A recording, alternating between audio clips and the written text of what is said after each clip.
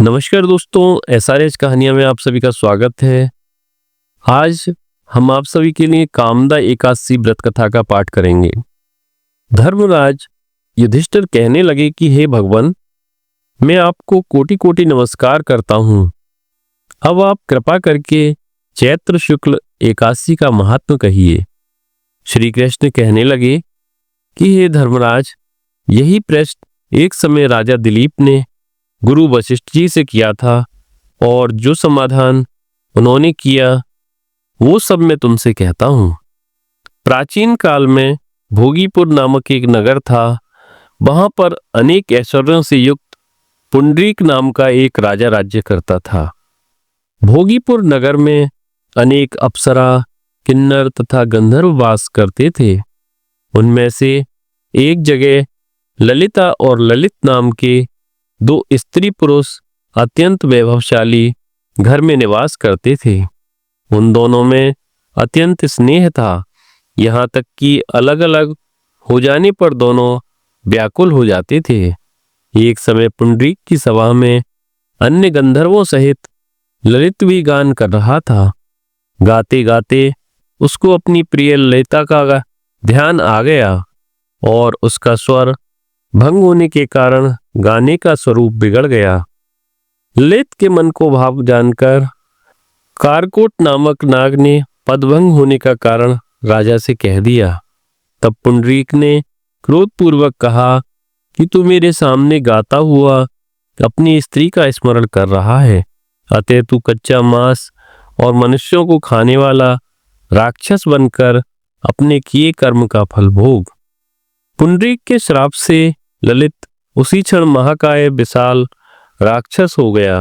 उसका मुख अत्यंत भयंकर, नेत्र सूर्य चंद्रमा की तरह प्रदीप्त तथा मुख से अग्नि निकलने लगी। उसकी नाक पर्वत की कंदरा के समान विशाल हो गई और गर्दन पर्वत के समान लगने लगी। सिर के बाल पर्वतों पर खड़े वृक्षों के समान लगने लगे तथा भुजाएं अत्यंत लंबी हो गईं। कुल मिलाकर उसका शरीर 8 योजन के विस्तार में हो गया। इस प्रकार राक्षस होकर वह अनेक प्रकार के दुख भोगने लगा। जब उसकी प्रियतमा ललिता को यह वृत्तांत मालूम हुआ तो उसे अत्यंत खेद हुआ और वह अपने पति के उद्धार का यत्न सोचने लगी। वह राक्षस अनेक प्रकार के घोर दुख सहता हुआ घने वनों में रहने लगा। उसकी स्त्री उसके पीछे पीछे जाती और विलाप करती रहती। एक बार ललिता अपने पति के पीछे घूमती घूमती विंध्याचल पर्वत पर पहुंच गई, जहां पर श्रृंगी ऋषि का आश्रम था।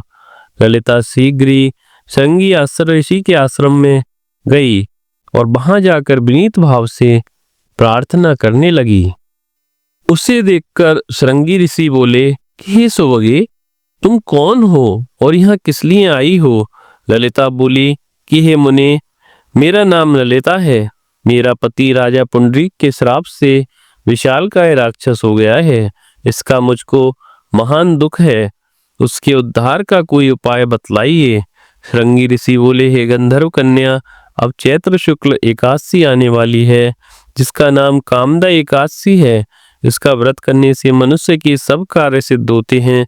यदि तू कामदा एकादशी का व्रत कर उसके पुण्य का फल अपने पति को दे तो वह शीघ्र ही राक्षस योनि से मुक्त हो जाएगा और राजा का श्राप भी अवश्यमेव शांत हो जाएगा।